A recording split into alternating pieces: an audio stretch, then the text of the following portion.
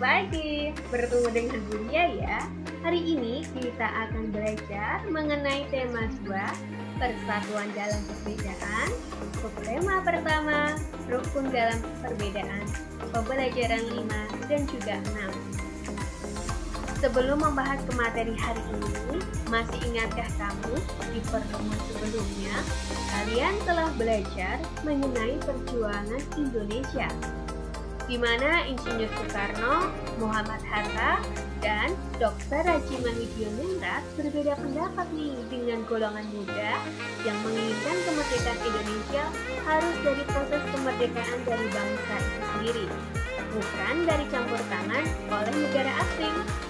Nah, dari perbedaan pendapat itulah golongan muda bersama-sama memperjuangkan kemerdekaan Indonesia hingga pada tanggal 17 Agustus 1945, Insinyur Soekarno-Hatta resmi membacakan teks proklamasi untuk memberitahukan ke seluruh dunia bahwa bangsa Indonesia telah merdeka dan bebas dari para penjajah.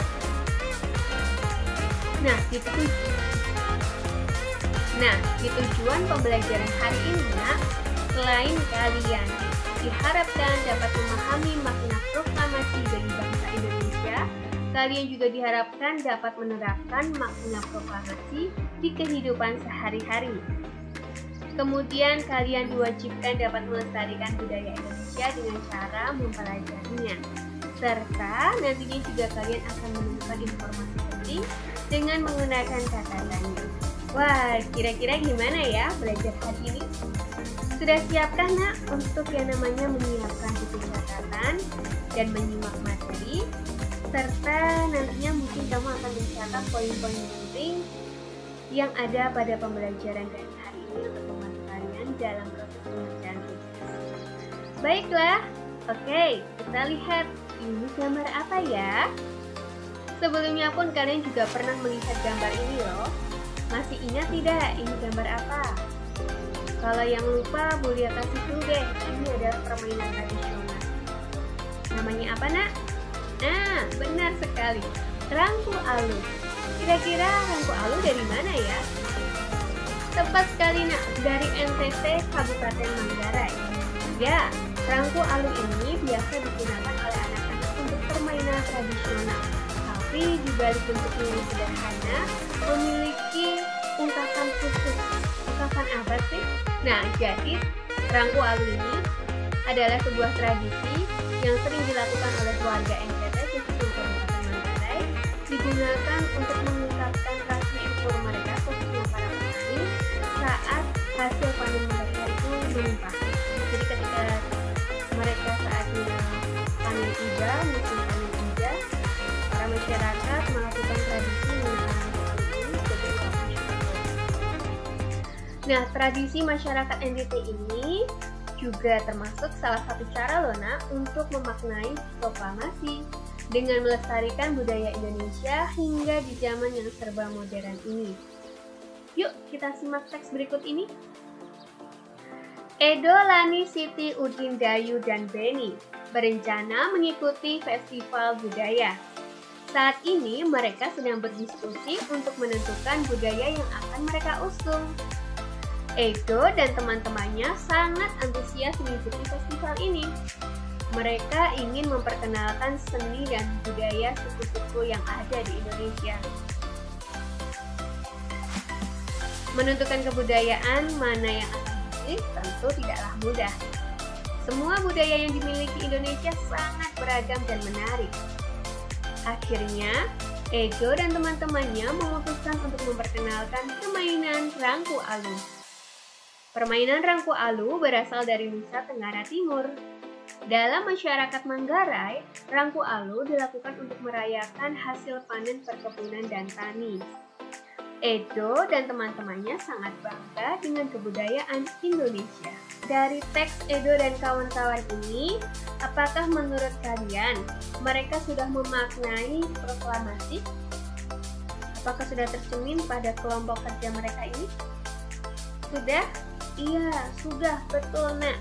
Karena dengan cara mereka yang mendiskusikan dan mengusung tema budaya Indonesia, memilih untuk mengenalkan Rangku Alu inilah Bisa dikatakan mereka telah memaknai proklamasi, karena mereka berusaha memperkenalkan budaya sendiri, sama seperti halnya kita melestarikan budaya peninggalan para pendahulu kita hingga sekarang ini. Bahkan sampai saat ini pula Indonesia masih dikenal loh sebagai negara yang unik akan keberagaman budayanya. Oke, jika tadi kita sudah belajar mengenai proklamasi, kita juga sudah belajar mengenai permainan tradisional. Nah, sekarang nih ada gambar lagi, Nak. Kira-kira gambar apa ya? Siapa yang tahu? Ya, ini adalah macam-macam pola lantai. Ada 4 macam yang akan kita pelajari. Yang pertama ada vertikal, diagonal, melingkar, dan horizontal. Nah, kalau kita membicarakan macam-macam pola lantai, selalu berkaitan dengan, betul sekali Nak, tarian adat dari Indonesia. Tahu sendiri kan, tarian adat di Indonesia itu juga beragam dan unik sekali. Kalau kita sering melihat, pasti ikut bangga ya. Bahkan mungkin dari kalian pun ada beberapa anak yang suka menarikan tarian adat dari negara Indonesia. Nah, ini dia Nak, macam-macam tarian adat beserta pola lantainya. Kita bahas satu persatu ya. Kita melihat gambar pertama, ini ada tari Segati dari Aceh. Menurut kalian, mereka menggunakan pola lantai apa ya? Benar sekali, mereka menggunakan pola lantai plastik. Lalu setelah tari Segati ada tari Andun dari Bengkulu. Kira-kira mereka menggunakan pola lantai apa ya? Melingkar? Bukan ya? Horizontal? Bukan juga. Lalu apa Nak? Kira-kira? Tepat sekali, mereka menggunakan pola lantai diagonal. Kemudian di samping tari Andun ada 2 gambar, tetapi belum ada nih nama tarinya, asal tarinya, dan juga pola lantai. Nah, jelas ya, ini tugas untuk kalian. Kalian bisa mencari tahu nama tari dari 2 gambar ini, serta asalnya, dan mereka menggunakan pola lantai apa. Nantinya bisa kalian kerjakan, dan tak lupa untuk minta dikoreksi oleh Bapak Ibu guru kalian. Bisa ya Nak ya? Bisa dong, karena tadi sebelumnya kita juga udah belajar mengenai pola lantai, dan di buku tema 2 juga ada beberapa nama tarian yang bisa kalian cari jawabannya di buku tema 2. Oke, kita lanjut berikutnya. Nah, kalau tadi membicarakan tentang tarian adat, sekarang ada batik Indonesia. Apakah batik merupakan budaya Indonesia? Benar sekali Nak, batik merupakan budaya Indonesia yang harus kita lestarikan. Nah, kita lihat ya, di sini ada seorang ibu yang sedang sibuk membatik di atas kain dengan peralatan batik seperti canting, wajan kecil, kompor kecil, dan bahan malam. Ibu ini membatik dengan penuh kehati-hatian sehingga menghasilkan motif batik yang begitu indah. Selain itu, selain ada ibu yang sedang membatik, ini ada gambar batik pula, tetapi ini diukirnya bukan dari kain, melainkan dari adonan kue. Bahkan adonan kuenya juga bisa kita konsumsi loh. Wah, benar-benar kreatif ya Nak ya. Ternyata batik di Indonesia sekarang sangat beragam. Tidak hanya dilukis pada kain, tapi juga ada mereka yang membuat sebuah ide baru, yaitu membuat lukisan batik di atas adonan kue. Bahkan bisa dikonsumsi.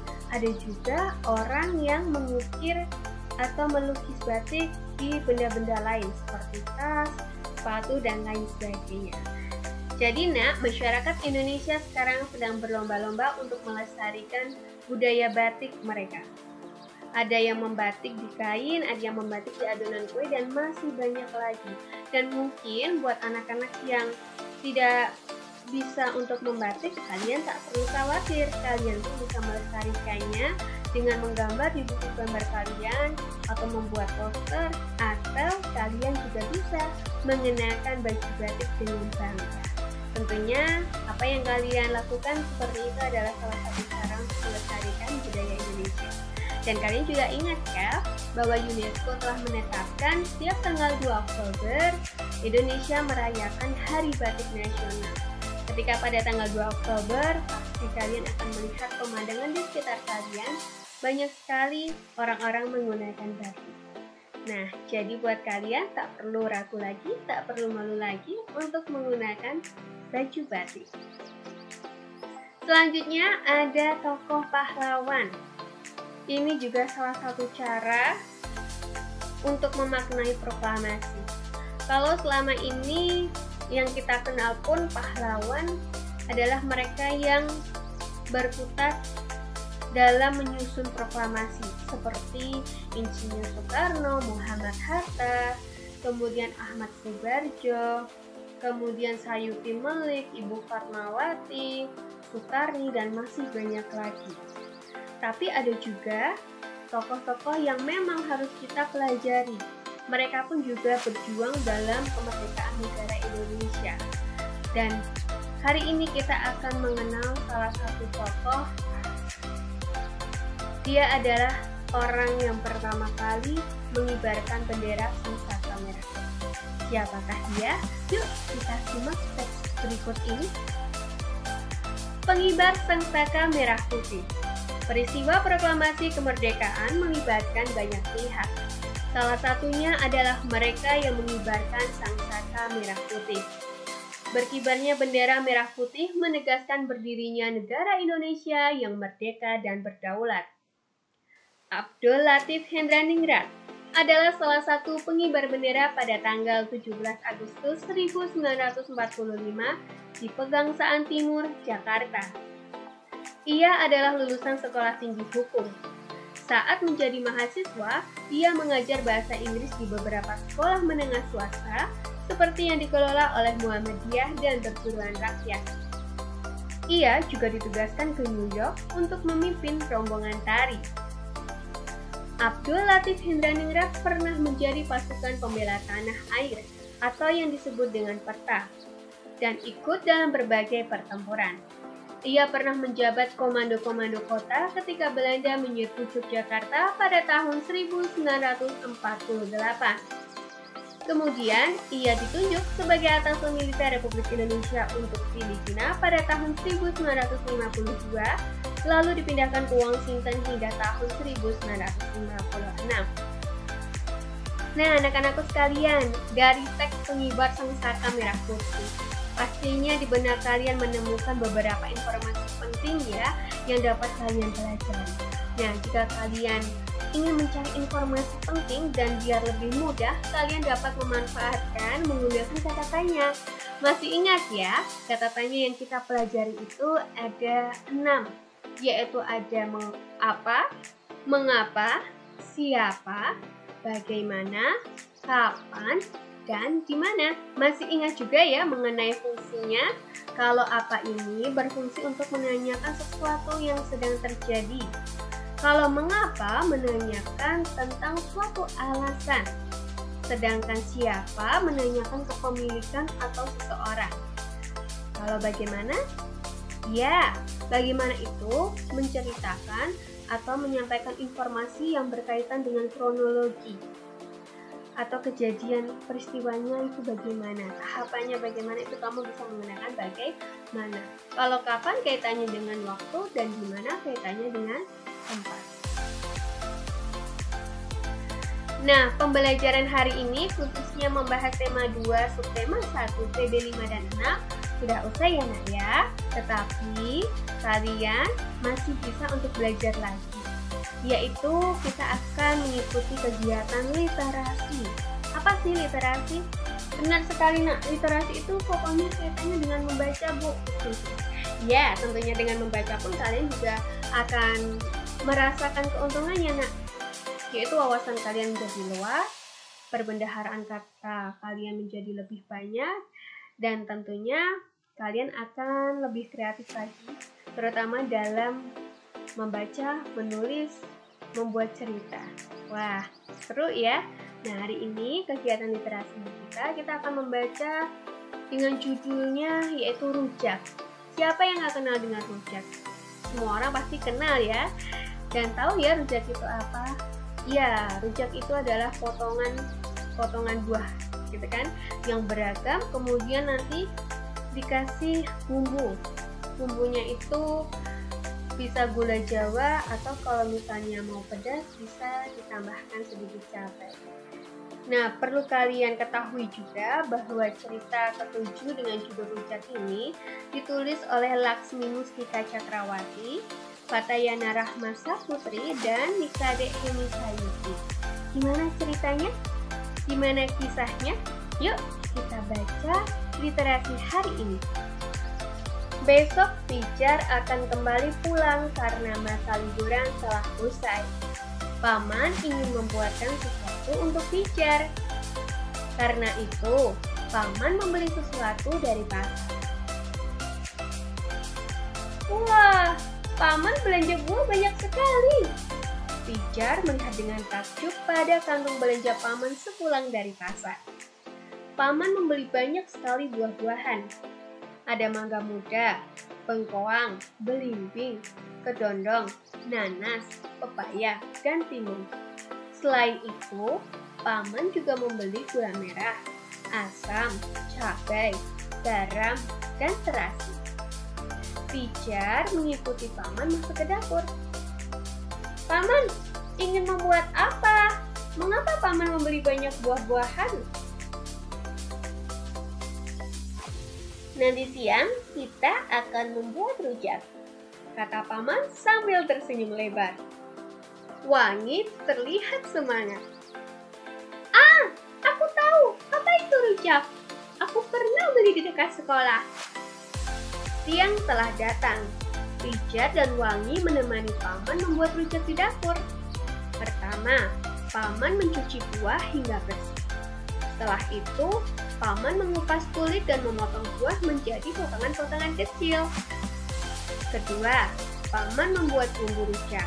Caranya, gerus gula merah, asam, garam, dan sedikit terasi secukupnya dengan alat ulek. Kalau ingin pedas, tambahkan cabai.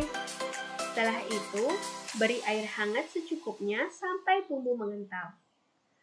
Rujak sudah siap disantap. Mereka memilih kebun belakang rumah untuk makan bersama. Pijar dan Wangi menyiapkan tikar sebagai alas hidup. Mari makan bersama, kata Paman. Tak lupa, mereka mengajak anak-anak tetangga yang kebetulan lewat untuk makan rujak bersama. Indahnya saling berbagi. Nah, anak-anakku sekalian, gimana membaca literasi dengan judul rujak? Seru bukan? Sudah menyimak ya, mulai dari judulnya, penulisnya, hingga isi ceritanya. Nah, ini ada kuis yang harus kalian isi ya. Kalian kan sudah menyimak. Nah, tinggal kalian teruskan saja dan tulis jawabannya dengan pertanyaan berikut. 1. Judul bukunya apa? 2. Penulisnya siapa? 3. Buku itu bercerita tentang apa? Yang keempat, cerita yang kamu suka itu apa? Dan yang kelima, pesan yang dapat kamu teladani bisa kamu tulis juga di jawaban untuk pertanyaan nomor 5. Jangan lupa untuk minta dikoreksi oleh Bapak Ibu Guru kalian ya. Selanjutnya, ada numerisasi. Kalau tadi literasi kaitannya dengan membaca, numerisasi kaitannya dengan berhitung. Tentu kita akan bertemu dengan angka. Nah, numerisasi hari ini temanya adalah buah kesukaan. Kira-kira adakah buah kalian ditemukan di numerisasi hari ini? Nah, daripada penasaran, yuk kita lihat. Nah, ini dia, ada 2 tabel dengan macam-macam buah yang disukai oleh siswa. Kira-kira ada buah apa ya yang kalian suka? Di sini ada buah mangga, jeruk, apel, nanas, dan lainnya. Dan di samping macam-macam buah ini ada kolom judulnya banyak siswa. Artinya banyak siswa ini adalah siswa yang menyukai buah-buah tersebut. Buah mangga, buah jeruk, buah apel, buah nanas. Cuman di sini kita belum mengetahui nih, nah, jumlahnya ada berapa. Kemudian di sini ada tabel ada 2 kolom, yaitu hubungan 2 buah dan bentuk pecahannya atau desimalnya. Lalu kita disuruh apa ya? Tentunya kita disuruh berhitung ya. Tapi perlu kalian ingat, ini ada keterangan yang sangat penting, menjelaskan bahwa satu smile penuh ya, satu smile penuh ini mewakili 20 siswa. Berarti kalau di sini kita lihat ini kan smile-nya penuh, tapi di sini ada separuh atau setengah smile. Kira-kira nilainya berapa ya? Kalau penuh, smile-nya penuh 20, berarti kalau setengahnya 20 nilainya berapa, Nak? Nilainya 10, benar. Nah, kita gambar di sini ya. Untuk smile-nya kita anggap ini setengah. Kalau setengah berarti setengahnya dari 20 berapa, Nak? 10 siswa. Oke, kita mulai hitung ya. Kira-kira mangga ini jumlah siswanya yang suka ada berapa ya? Kita hitung. Kita mulai. Smile yang penuh ini ada berapa? 1, 2, 3. 3 ya. Nah, kalau smile penuh tadi nilainya berapa, Nak? 20. Karena di sini ada 3 smile yang penuh, kita tulis dulu. Berarti 3 dikali 20. 3-nya dari mana? 3-nya dari jumlah smile yang penuh ini. Nah, ini kan penuh nih, 1 penuh. Ada 3, 1, 2, 3. Karena penuh, maka dikali 20. Sekarang kita hitung. 3 kali 20 berapa? 60. Sekarang kamu lihat, ini ada separuh atau setengah smile. Ada berapa? 1 kan? 1 kita kalikan berapa? Kalikan 10, karena setengah, hanya setengah aja wajahnya. 1 kali 10, 10. Sekarang kita jumlahkan jadi 70. Sekarang kita sudah tahu bahwa buah mangga ada 70 siswa yang menyukai, atau buah mangga ini banyaknya siswa yang menyukai ada 70 anak. Selanjutnya setelah mangga kita mau cari apel. Apelnya ini kalau dilihat tidak ada wajah separuhnya, full semua ya. Nah, sekarang kita tinggal hitung saja. Ada 1, 2, 3, 4, 5, 6, 7. Karena full maka dikalikan 20. Pintar. 7 kali 20, 140. Sekarang sudah ketemu semua ya. Kalau buah mangga yang menyukai ada 70 siswa, kalau apel ada 140 siswa. Sekarang angka-angka ini kita terapkan atau kita tulis di kolom di tabel berikutnya. Tabel yang berisi 2 kolom, hubungan 2 buah dan bentuk pecahannya. Mangga dan apel kalau di contoh jawaban ditulis di sini. Boleh tulis lagi. Jadi mangga yang sudah kalian hitung tadi dan apel bisa kalian tulis di sini. Mangganya ada 70, apelnya kita per 140. Apakah angka 70 dan 140 ini bisa disederhanakan? Bisa. Kita bagi ya, atas bawah kita bagi dengan angka yang sama. Berapa, Nak? Kita bagi 70, bisa? Bisa. 70 bagi 70, 1. Per 140 bagi 70 berapa, Nak? 2. Nah, 2 ini, 1/2 ini kalau diubah ke desimal menjadi berapa? 0,5. Mudah ya? Nah, sekarang kita coba sebelumnya. Mangga tadi berjumlahnya berapa, Nak? 70 ya. Dari 3 dikali 20 hasilnya 60 ditambah 1 kali 10 sama dengan 10. Hasilnya 70. Untuk yang apel tadi berjumlah ada 7 smile penuh dikali 20 hasilnya 140.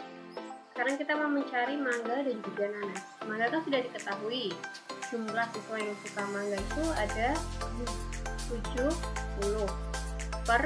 Nah, sekarang kita cari yang nanas ya.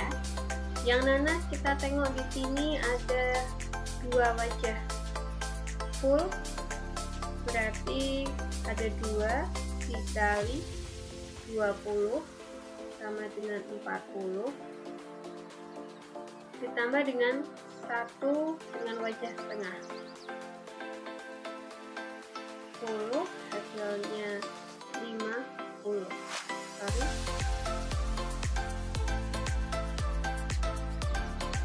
Oke, 50. Berarti di sini nanasnya ada 50 siswa. Apakah angka ini bisa disederhanakan? Bisa ya. Bagi berapa nak? 70 per 50. Ini untuk mangga dan nanas. 70 sama 50 bisa disederhanakan nah? Bisa. Kita bagi atas bawah, bagi 10 ya. 70 bagi 10 ada 0, 0 coret 7 per 5 bagi 1, 5. 7 per 5. 7 per 5. 7 per 5 ini 7 per 5 ini kita ubah ke desimal. 7 per 5 dibuat ke desimal. Desimal itu bisa dibuat ke per 10, per 100 atau per 1000 ya. Sekarang kamu lihat angkanya. Ini kan 5. Kita fokus ke angka 5 atau penyebutnya. Dari angka 5 ini 5 kali berapa yang hasilnya itu bisa menghasilkan 10. 5 kali berapa yang menghasilkan 10. 5 kali 2. Kalau 5 dikali 2 berarti atas juga dikali 2. Jadi berapa? 14 per 10. 14 per 10 karena nolnya 1 berarti belakang koma ini ada 1 angka menjadi 1,14. Berarti di sini 7 per 5 atau 1,4. Untuk jeruk dan apel, nanas dan jeruk, nanas dan apel bisa kalian kerjakan dan minta tolong oleh bapak ibu guru kalian untuk mengoreksi. Oke, pembelajaran hari ini sampai di numerisasi sudah selesai ya. Yulia akhiri, maaf apabila dalam pembelajaran daring hari ini banyak kesalahan, banyak kekeliruan. Yulia mohon maaf dan untuk kalian tetap semangat, jaga kesehatan, jaga prokes kalian, tetap semangat mengikuti pembelajaran meskipun masih pembelajaran daring. Apapun yang Bapak Ibu Guru berikan ke kalian selalu disambut dengan baik karena itu semua demi kebaikan kalian dan kalian adalah generasi-generasi muda yang diharapkan oleh Indonesia untuk ke depan. Oke, sampai jumpa. Selamat siang.